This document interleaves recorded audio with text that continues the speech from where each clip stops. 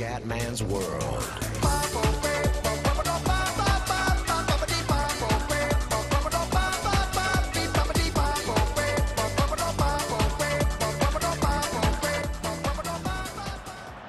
Ragazzi, quarti di finale, Polonia-Germania a Varsavia. L'impresa è impossibile perché la Germania a mio parere è la più forte di tutti, anche della Spagna. Ma noi ci proviamo, andiamo raga. Blacikowski, Pesco, ancora per il Blaci, vai Blaci. Non dobbiamo far cappelle come questa. Piszczek, Polanski. Bravi, dai ragazzi. Murawski, Lewandowski, Pallaccio. Ma andate a cagare però anche tedeschi del cacchio. Polanski, Pesco, Wizniak, non si sa chi il tiro. Paranoier.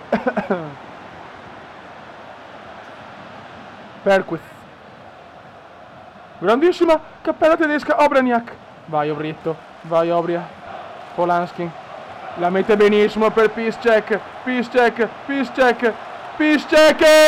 ma porca miseria, Neuer la para. Grandissimi, no, che cappella. Ma dai, mia spero. Ok, Piszczek, Polanski, Obraniak, mamma mia che tiro.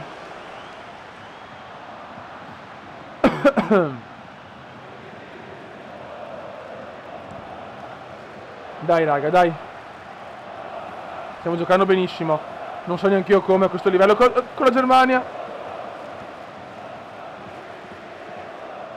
Müller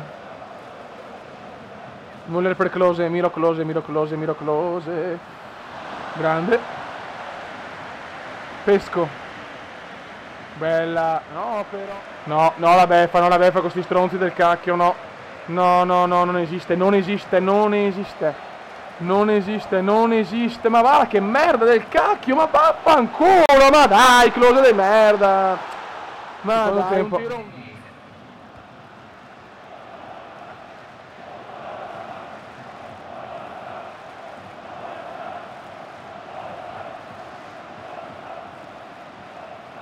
Dai raga, su, dai, muovite! Che dobai. Pesco. Lewandowski, benissimo per Obraniak.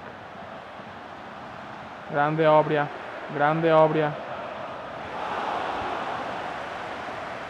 Dai raga, dai. Obraniak. Ha uno spiraglio forse. Blacikowski,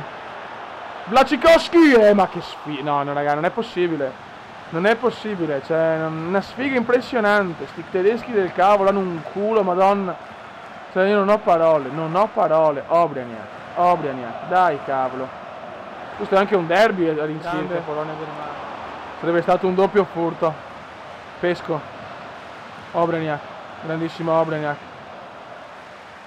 Andate a cagare. Guarda che incredibile. Indescrivibile. Mamma mia.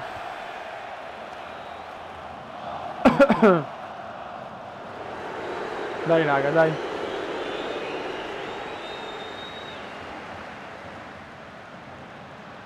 Murawski, Pesco, Lewandowski.